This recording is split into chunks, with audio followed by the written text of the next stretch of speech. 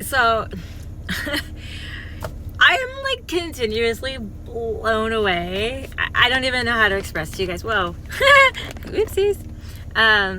Yeah, I don't even know how to express to you guys. Like, I literally had to, I'm driving home. I had to go buy some worms for my lizard. Anyways, I'm driving home. By the way, I think I have to sell my fire skink. Does anybody want a fire skink? Because I don't think she's going to travel well on a road trip. You know, the whole needing humidity and constant, consistent level of heat and all that. Yeah. I mean, I am planning to go south eventually, so it's going to be warmer, but but I wanted to share with you guys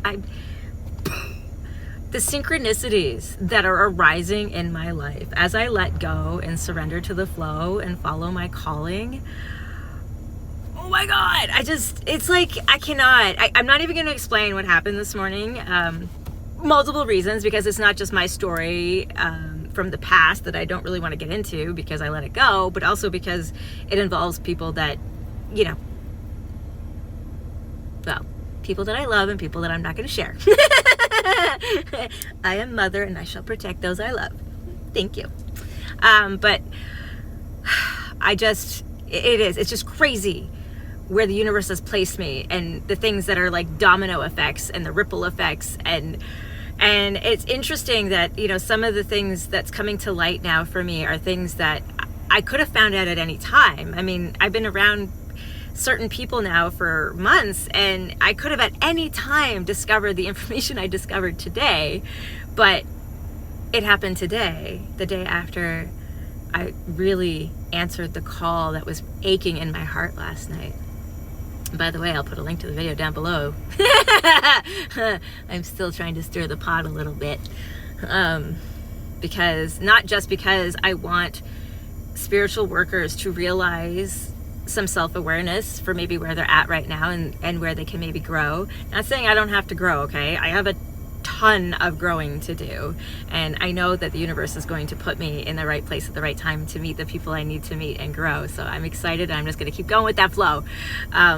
But there's other things out there, and the biggest one I want to really caution people on is if someone's coming at you with, hey, spiritual awakening can manifest you the best life ever. You can become rich, you can become famous, you can become this, you can become that.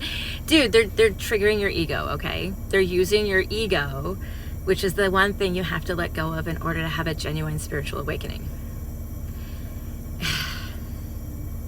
Right? The best way I can describe it is, that feeling you get when someone smiles at you and they act all nice, like, oh, you're so beautiful, I love you. But inside you can feel that like they're totally fake and that it's all bullshit.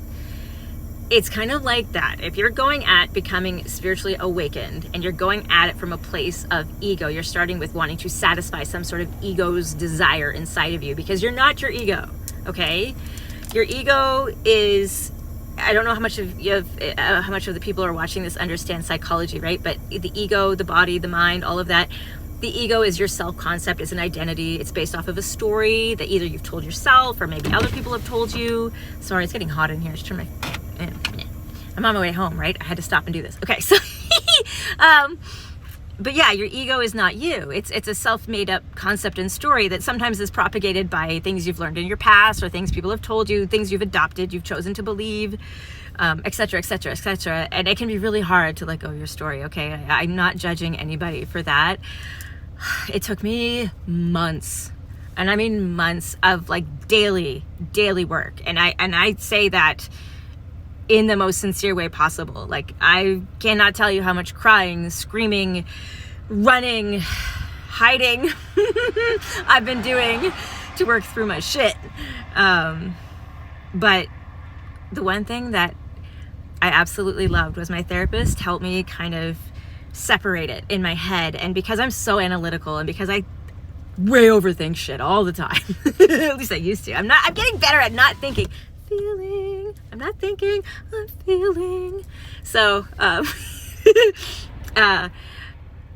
yeah.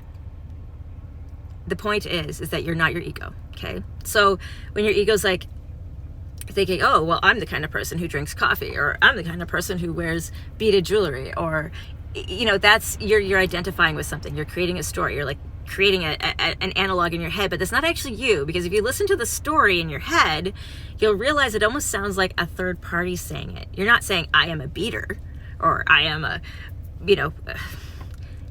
as an example, I was watching this comedian, fucking hilarious. He's like, who decided to turn drinking to drank to I'm drunk, right? Like it was funny, right? He's like, it must have been a drunk who did it, right? You drink, and then you're drunk, right? Like, how do you become a past tense action?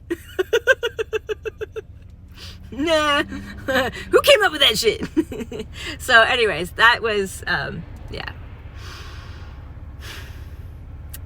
Don't start a spiritual journey based off of a desire or a fulfillment wish for ego's desire, okay?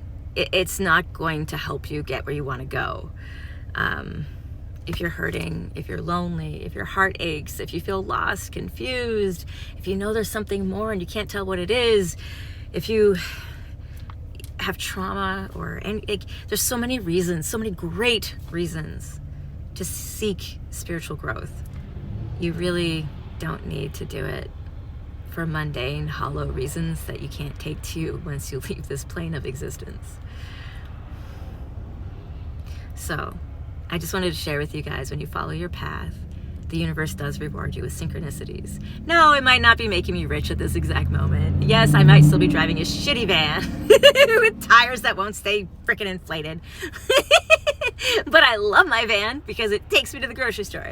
And I'm never going to call it a bad van because it takes me all the places I need to go. I love you, van. Anyways, I think I've said enough. I hope you guys get it. Synchronicities are a sign you're doing it right, okay? Synchronicities, and when things start together and you follow your passion and you follow your flow, life is beautiful. I don't care if I live in a shoe. I don't care if I live in a mansion. I don't care if none of that matters to me. What matters to me is that people understand that a spiritual awakening is to help you grow and realize how amazing you are, and that inside of you, you have everything you need to make your life what you want it to be. You don't need anybody else's help. You don't need anybody else's power, because you are love, you are light, you are the power. And it doesn't matter what anyone else says, okay? They can shun you, make fun of you for whatever it is you're doing. And if they're like, well, at least if you're doing it for money, that would make sense.